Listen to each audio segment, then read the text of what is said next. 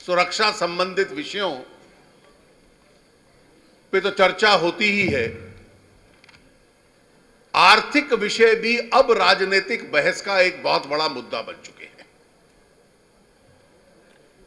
देश का भी चरित्र और जनसंख्या की दृष्टि से भी चरित्र बदल रहा है।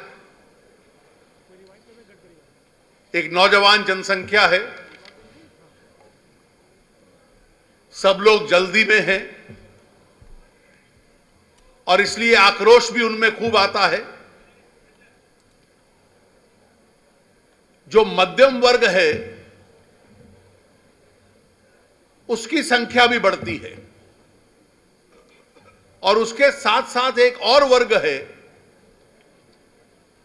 जो शायद अभी गरीब मान सकते हैं, मध्यम वर्ग की श्रेणी में भी नहीं आता, लेकिन जिसके मन में भी बहुत बड़ी अपेक्षाएं हैं, जिसको हम एस्पिरेशनल क्लास कहते हैं। और ये अब देश पिछड़ा रह जाए इसकी प्रतीक्षा करने की मूड में नहीं है और इसलिए देश कैसे प्रगति करे, और जिस विषय को डॉक्टर जोशी ने रखा कि विकास के साथ साथ वो न्याय संगत विकास हो कि समाज के हर वर्ग को उसका लाभ हो, चाहे केवल एक वर्ग विशेष को उसका लाभ ना हो पाए। कांग्रेस की तरफ से एक तर्क बार बार आता है और हमारे जो प्रवक्ता बहस में जाते हैं उनको सुनने को मिलता होगा कि यूपीए शासन में विकास दर पहले कुछ वर्षों में बढ़ी।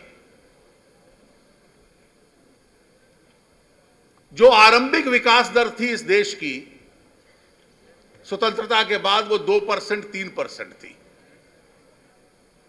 पूरे विश्व की दुनिया, अन्य देश हम पर व्यंग करते थे, मजाक उड़ाते थे और अर्थव्यवस्था में एक शब्दावली का उन्होंने निर्माण किया जिसको कम से कम हमें इस्तेमाल नहीं करना चाहिए। वो उसको हिंदू रेट ऑफ ग्रोथ कहते थे। मैं मानता हूं कि भारतीय जनता पार्टी के लिए यह उपयुक्त होगा कि 50 और 60 के दशक में जो 2%, 2.5% की विकास दर थी जिससे गरीबी दूर नहीं होती, वो कांग्रेस की नीतियों की दृष्टि से थी और वो नेहरूवियन रेट ऑफ ग्रोथ था, क्योंकि पंडित जी की आर्थिक नीतियों का वो असर था। उसको हिंदू रेट ऑफ ग्रोथ पश्चिम के देश कहते थे व्यंग की दृष्टि से, और मैं उस शब्दावली को कभी स्वीकार नहीं करता। सन 91 के बाद विकास दर बढ़ने लगी।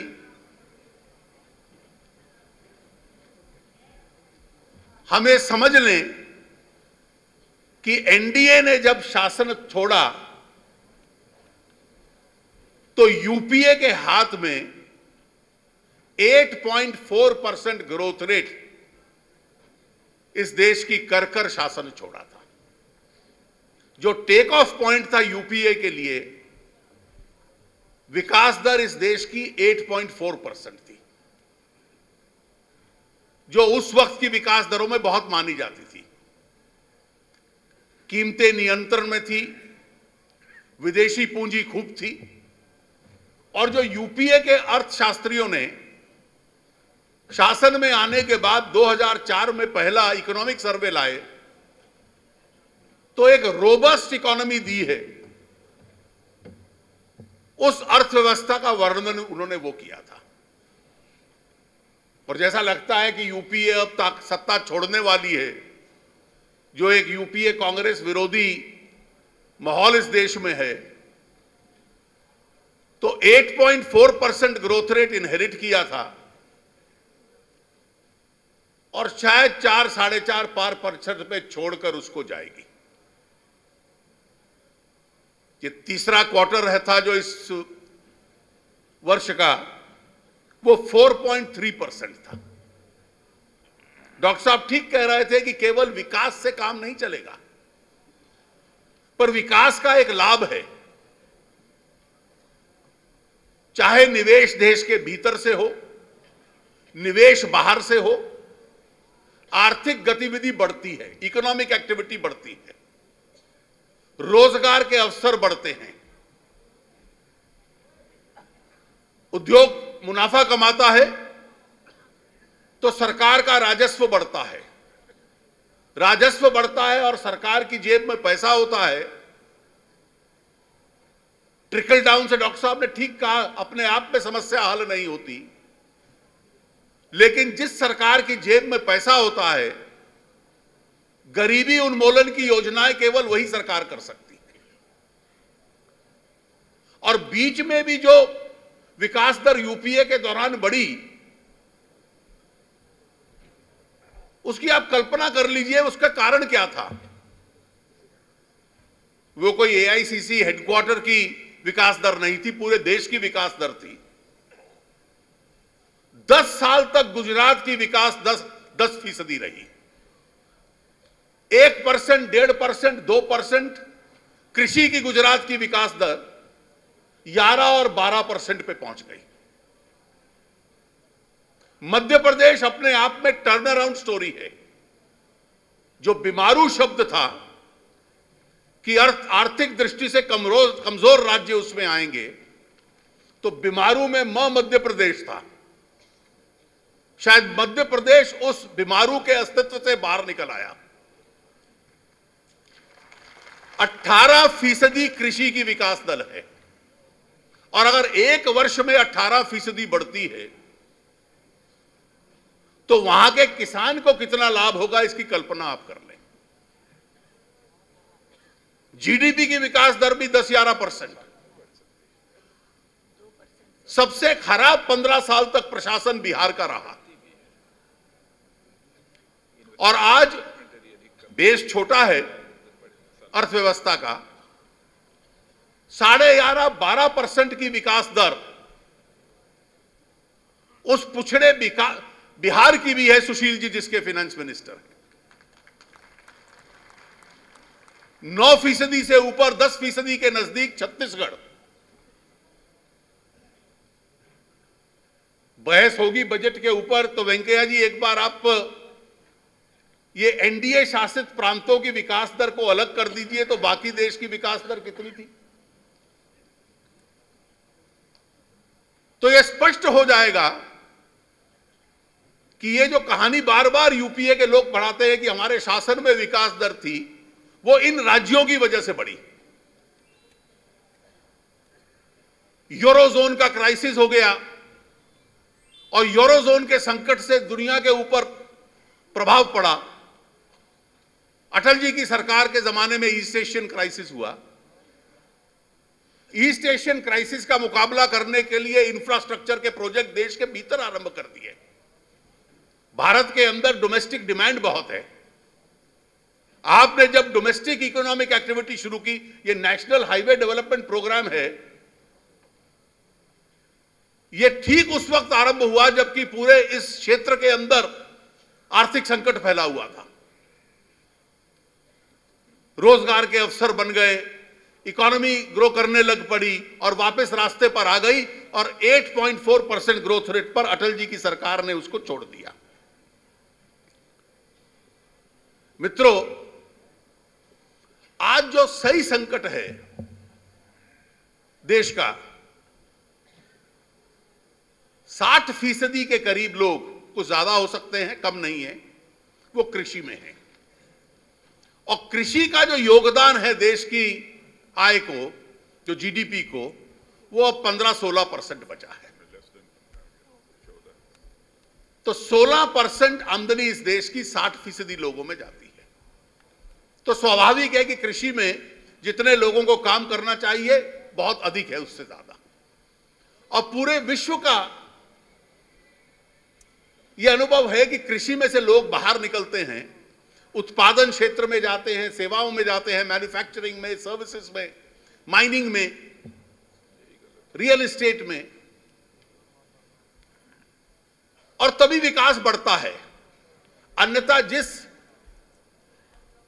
खेत के ऊपर 2 लोगों को काम करना चाहिए, वहां 16 लोग काम कर रहे हैं। अब इसलिए यह आवश्यक था, और डॉक्टर साहब ठीक कह रहे हैं जब डॉक्टर साहब कह रहे थे आप उद्योग के भी खिलाफ हो। तो सबसे बड़ी चुनौती यह है कि आप मैन्युफैक्चरिंग क्षेत्र के लिए क्या कर रहे हो। आज इस देश के मैन्युफैक्चरिंग का लगभग 1/4 मैन्युफैक्चरिंग गुजरात में है। जो गुजरात की सफलता की कहानी है कि अगर कृषि बढ़ी तो उसके साथ जो उत्पादन था वो भी बढ़ता रहा। पूरे देश में उतनी बंदरगाहें नहीं जितनी अकेले गुजरात में है 42, और उसको बढ़ाने के लिए कई चीजें चाहिए। और आज जो पूरे विश्व में प्रतिस्पर्धा है मैन्युफैक्चरिंग की, उसका एक सिद्धांत हम समझ लें कि दुनिया भर के जो कंज्यूमर्स हैं, जो खरीदार हैं, वो सेवाएं लेते हैं या वो सामान खरीदते हैं जो अच्छा हो और सस्ता हो। कोई जानबूझकर महंगा खरीदने जाएगा जब सस्ता उपलब्ध है, ऐसा कोई उपभोक्ता नहीं है। और यही कारण है कि पिछले 20 वर्ष में पूरी दुनिया के व्यवसाय का एक चरित्र बदला है। ये जो लो कॉस्ट इकोनॉमीज हैं, कम दाम पर पैदावार करने वाले देश हैं, आज उनकी अर्थव्यवस्थाएं बढ़ रही हैं। और इसलिए भारत में हम केवल कह दें कि हमने सेक्टोरल कैप बढ़ा दी, विदेशी पूंजी ले आए, अब विदेशी पूंजी की अनुमति दे दी, उससे कोई विदेशी पूंजी आ जाएगी, ये नहीं होगा। वो लोग निवेश करेंगे जिनको लगता है कि आपके देश में निवेश करने से मेरा सामान ऐसा होगा जो दुनिया भर में बिकेगा। और नहीं हुआ तो मौजूदा स्थिति 2 साल पहले इन्हीं दिनों बजट की बहस में मैंने संसद में कहा कि क्या कल्पना है सरकार को कि बाहर से तो लोग आ नहीं रहे, अपने उद्योगपति अपनी पूंजी उठाकर बाहर ले जा रहे हैं, कि India is not the best place to invest. सरकार को तब तक ये कल्पना नहीं थी।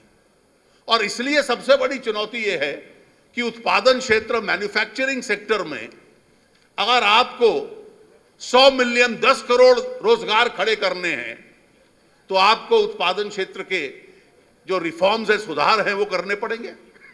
वो सुधार करने हैं तो बिजली सस्ते दाम पर उनको मिलनी पड़ेगी, ब्याज दर सस्ते दाम पर उनको मिलना पड़ेगा, जो ट्रेड फैसिलिटेशन कहते हैं, व्यवसाय करने की सुविधा है, वो अच्छी होनी होगी। जहां व्यवसाय की सुविधा नहीं है वहां कोई आता नहीं है।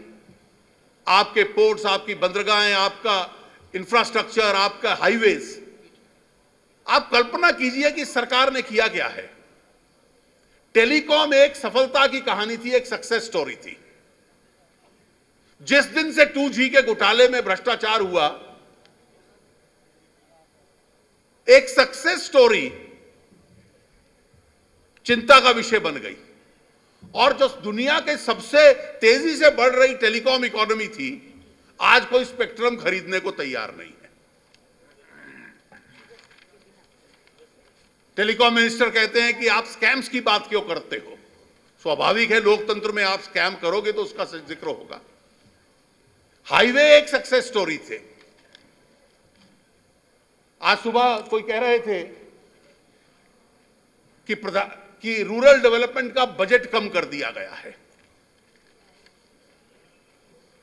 अब ग्रामीण रूरल डेवलपमेंट का जो बजट है, जिसको ये गेम चेंजर की परिणाम बदल देगा, खेल का नतीजा बदल देगा, आप आंकड़े तो देखिए।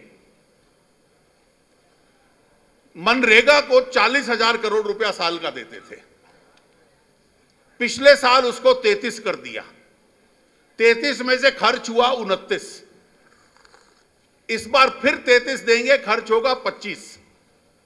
और जो 29 खर्च हुआ, सीएजी की रिपोर्ट पढ़ लीजिए कि उसमें से कितना चोरी हुआ और कितना खर्च हुआ। और पूरा आपने उस योजना में से जिनको पैसा मिलना था उनको पैसा मिला नहीं, और पूरी योजना ये रह गई कि एक दिन गड्ढा खोदिए, दूसरे दिन गड्ढा भरिए और कहिए कि हमने रोजगार खड़ा कर दिया।